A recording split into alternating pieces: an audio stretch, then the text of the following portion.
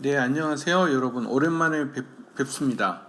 제가 실제로 제 공부방법이 학생들을 가르치면서 얼마나 적용이 잘 되는지, 혹시 잘못된 점이 없는지 이런 것들을 갖다 하기 위해서 이것저것 고민하다 보니까 아주 오랜만에 유튜브를 하게 되었습니다. 최근에 제 제자들 중에 인터넷으로 재수하는 분을 제가 가르치게 되었는데, 그분에게 설명도 할 겸 예전의 거지만 약간 바꿀 수 있는 건 바꾸면서 다시 한번 같은 제목으로 오랜만에 유튜브 방송을 하게 되었습니다. 자, 옆에는 그때 라임님으로 정했죠? 네네. 네, 옆에는 라임님이 있고요. 자, 재수생이 꼭 지켜야 할 것들 볼까요? 첫째, 단 한 권의 책도 버리지 말라. 즉, 작년에 공부했던 책을 버리고 새로운 책을 갖다 사시잖아요, 보통. 새로운 마음으로 공부해야지. 이거 최악이라고 생각합니다. 이미 공부했던 책을 다시 갖고 공부하면요, 어디에 뭐가 나오는지를 대충 알아요. 내가 줄쳤던 것도 알고, 간혹 가다가 잠잠해서 침 흘렸던 것도 기억나고, 실수로 찢었던 부분도 기억나요. 이런 것들이 다 도움이 됩니다. 두 번째나 세 번째 공부할 때는요. 옛날에 내가 여기 찍 잘못 줄거웠었는데 여기 친구가 낙서한 거 있네, 이러다 보면서 그 책을 갖다 하다 보면요, 굉장히 그 책 내용이 기억이 잘 납니다.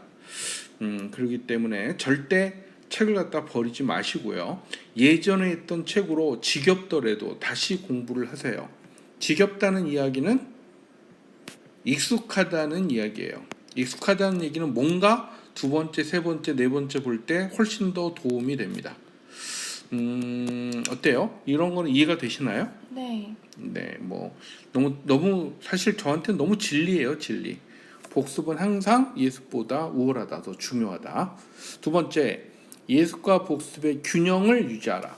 자, 이제 새로운 책을 갖다가 갖고 공부하지 말라는 걸 갖다 했다고 하더라도 예전의 책들을 공부하는 거 플러스 뭔가 그래도 필요에 따라서 새로운 책을 갖다 살 수도 있고, 또 자신이 없었던 부분을 다시 봐야 되잖아요, 그죠? 그러다 보면 예습이 있을 수밖에 없고 복습이 있을 수밖에 없습니다. 이거는 매우 상대적인 거예요.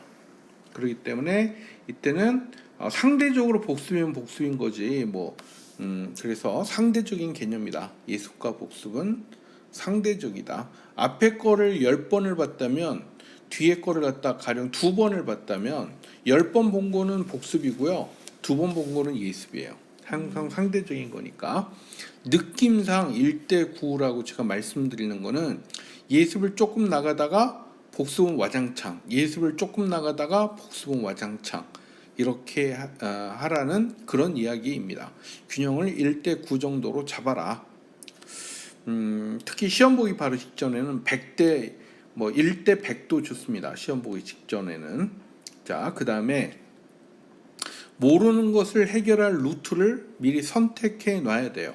당연히 재수하는 입장에서 보면 아주 머리 좋은 분들은 당연히 필요 없지만, 대부분 99.9%의 학생들은 뭔가 모르는 게 나오면 답답해서 해결해야 될 루트가 필요할 수밖에 없잖아요, 그죠? 네. 그러면 과외, 학원, 심지어 아는 형 말고 뭐 친구도 되죠. 이미 대학생이 됐다거나, 심지어 공부 잘하는 동생도 관계가 없습니다. 여튼간에 이런 그 루트를 갖다가 하나 선택을 해놓고요, 이해할 때까지 설명 들으면 좋은데, 이때 반드시 알아야 될 사항이, 이해가 잘 안 될 때는 암기부터 먼저 하고 나중에 이해해도 된다는 사실을 꼭 기억해 주세요. 많은 분들이 나 이거 이해도 못하고 나 과외나 학원 다닐 돈도 집에서 대주지 않아서 나는 포기, 이렇게 하는데요. 이러면 절대 안 됩니다. 먼저 암기한 상태에서 여러 번 이해하려고 도전하다 보면 머리가 상당히 나쁜 분들도, 저 같은 사람 포함해서 상당히 나쁜 분들도 나중에는 이해가 됩니다. 이랬던 경험이 있나요? 네. 네. 대부분의 사람들은 이런 경험을 어쩌다가 운이 좋았던 순간에 우연한 그런 경우라 생각하는데 아닙니다. 이게 되게 일반적인 거예요. 누구나 이룰 수 있어요. 되게 일반적인 경향이니까 이해가 안 된다고 해서 포기할 필요가 전혀 없습니다. 꼭 기억해 주세요. 자, 그다음 하루 공부 시간의 목표를 합리적으로 결정해야 합니다. 저는 고3 때도 순수하게 제가 공부하는 시간은 4시간을 넘은 적이 거의 없다 생각합니다. 아예 없는지는 제가 정확히 잘 모르겠지만 하루 4시간 이상이 면인데 라임님한테 부탁했는데 실수했어요. 네, 하루 4시간 이상이면 충분하고요. 너무너무 욕심이 많고 그 다음에 그 전날 잠을 충분히 잤다던가 그 다음날 쉴 예정이라던가 주말이나 이럴 때 하루씩 쉬는 분들도 있잖아요. 그럴 경우에는 최대 8시간? 하지만 웬만하면 4시간에서 6시간 사이 정도를 권장드립니다. 저는 워낙 그 인내심도 약하고 머리도 별로 좋은 편이 아니어서 조금만 하면 머리 아프고 이래가지고 최대 하루 4시간 공부했는데요. 너무 적다고 느끼는 분들이라면 6시간 정도. 내일 모레 특별한 이벤트 때문에 어차피 2, 3일 공부 못한다 그러면 최대 8시간. 네. 왜냐하면 8시간 공부하고 나서 놀면은요 더 재미있어요. 정말입니다. 그래서 신나게 공부 열심히 힘들고 죽을 만큼 한 다음 날에 놀면 2배, 3배 재미있어요. 그랬던 경험 있나요? 네, 그럼요. 네, 그러니까 그럴 경우에는 뭐 예외로 하고 웬만하면 4시간에서 6시간 정도를 추천을 드립니다. 이 정도면 넉넉하다. 불안하면 차라리 잠을 자거나 운동을 하시면 돼요. 그래서 스트레스 해소는 제일 먼저 추천드리는 건 운동. 너무 과한 운동은 별로 권장드리진 않습니다. 여튼 운동, 그 다음은 음악, 그 다음으로는 영화, 그 다음으로는 독서. 제일 마지막 가능하면 하지 말아야 된다고 부탁드리고 싶은 거는 게임입니다. 게임은 공부랑 충돌이 나요. 즉 게임할 때 쓰는 머리가 공부할 때 쓰는 머리랑 똑같은 부분이에요. 그래서 게임은 좀 가능하면 하지 마시기를 권장드립니다. 우선 가장 먼저 추천드리는 거는 걷기예요. 네, 걷기가 가장 좋습니다.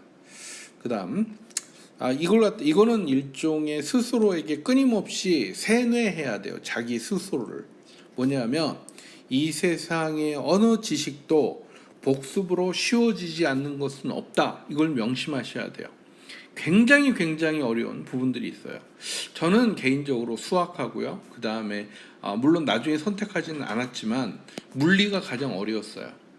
왜냐하면 머리가 그렇게 막 이해력이 좋은 편은 아니다 보니까 수학하고 물리가 가장 어려웠는데 그때도 저는 너무 당연하게 아예 의문조차 가진 적이 없었어요. 제가 막 그것 때문에 결국 좋은 학교를 갔었던 것 같은데 아니 계속 반복하면 쉬워지지 않나? 너무 당연한 거잖아. 한 번 해서 모르겠으면 2번 하고 점점점 모르겠으면 또 하고 또 하고 또 하고 정 모르겠으면 100번 하면 되지 뭐. 실제로 저는 100번을 넘게 복습한 적이 굉장히 많습니다. 헤아릴 수가 없어요.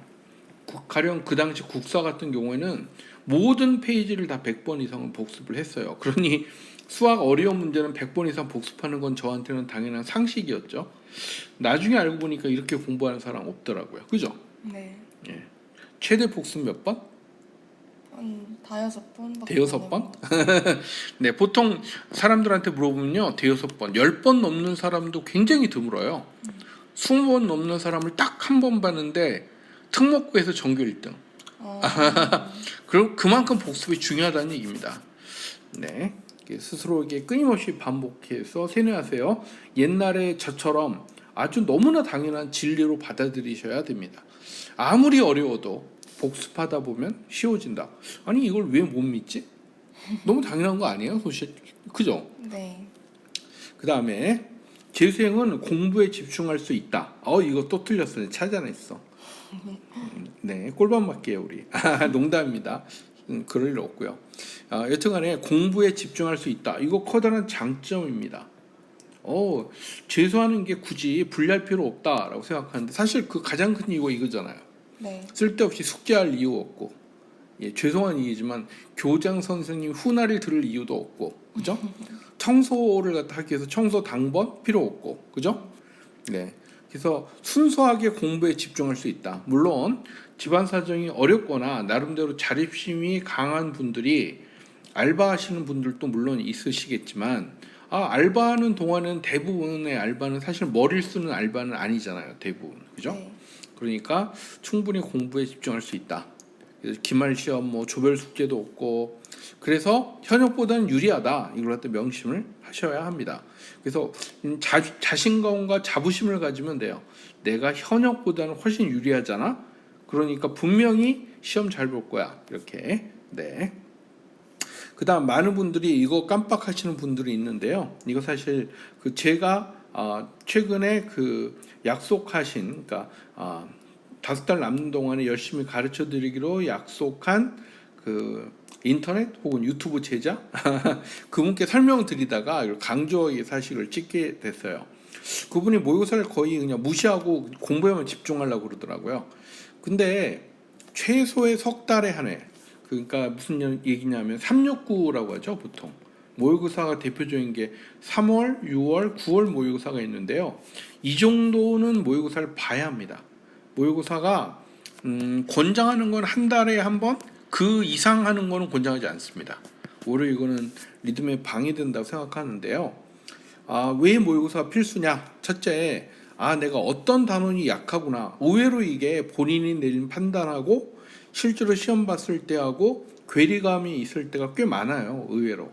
그래서 내가 느끼는 것과 실제 시험 보는 그 점수랑 틀렸던 부분이랑 비교하면 아니 내가 이 부분이 이렇게 약했어? 라고 하는 부분이 새로 생길 수가 있습니다. 그래서 그런 분석을 갖다 하기 위해서는 반드시 석 달에 한 번, 최소 석 달에 한 번은 모의고사를 꼭 보시기를 권장을 드리겠습니다. 그래서 자기가 몇 등급인지, 과목별로 어느 정도인지. 사실 가장 그 시험 잘 보는 사람이 필요한 과목이 요즘 보통 3과목 정도죠. 수능 볼 때 4과목, 4분야 중에서 사실은 그 영역 중에서 3영역을 잘 보면 대부분 되지 않나요? 네. 필요에 따라서는 4영역 다 잘 봐야 되지만 그러면 이 3영역 중에서 어떤 거는 1등급 나오고 어떤 거는 4등급 나오고 어떤 거는 2등급 나오면 어떻게 해야 돼요? 1등급 나오는 요거를 좀 떨어뜨리더라도 이 4등급 나오는 걸 2등급으로 올리는 걸 신경 써야 돼요. 그래서 이 필요한 그 영역이 3개의 영역이 점수가 좋아야 된다라고 하면 2를 맞아야지 1, 4, 2를 맞게 되면 곤란하잖아요. 네, 그래서 물론 뭐 가중치가 있다던가 100점 만점을 맞으면 플러스 알파가 있다던가 이런 예외도 있긴 하지만 대부분의 경우는 111이 아닌 다음에야 222 혹은 3333 이렇게 맞출 수 있는 게 가장 효과적이에요. 그죠? 하나가 1등급이 나오고 하나가 4등급이 나오는 거는 이거는 제가 보기에는 그 관리를 잘못한 거예요. 이게 경제학으로 용어로 보면 이게 효용성이라는 걸로 효용성 그래프라는 걸로 따지는데 여튼간에 전 과목이 골고루 비슷하게 위치해야 돼요. 한 과목이 등급이 굉장히 높고 한 과목이 굉장히 낮은다면 뭔가 시간 관리나 이런 걸 잘못한 겁니다. 그래서 보통 요즘 세 영역을 잘 봐야 된다고 치면 이 세 영역만은 2라든가 이런 식으로 잘 맞출 수 있게 플러스 마이너스 잘 맞출 수 있게 그 분야별로 시간 관리를 잘 분배를 해야 됩니다. 그다음에 뭐 당연한 얘기지만 채찍질의 역할을 하죠. 모의고사를 보려면 공부하려고 하니까 더 긴장도 하고 그죠? 네. 또 반대로 또 생각보다 너무 잘 봤으면 좀 풀어질 수도 있지만 사실 대부분은 그러지 않잖아요. 거의 10에 9명은 시험 보고 나면 생각보다 못 봤다라고 생각하는 경우가 거의 다입니다. 생각보다 너무 잘 봐서 기분 좋아 이런 사람은 10명에 1명 있을까 말까 하겠죠. 그래서 본인의 스스로에게 채찍질의 의미에서라도 모의고사는 꼭 보시기를 추천을 드립니다. 이거 반짝이로 해야 되는데 이거 쓰는 걸로 하니까 너무 보기가 안 좋다. 그죠? 네, 여튼 꼭 참고해 주시기를 특히 재수하는 분들이 참고해 주시기를 부탁을 드리겠습니다. 네, 감사합니다. 다음에 봬요.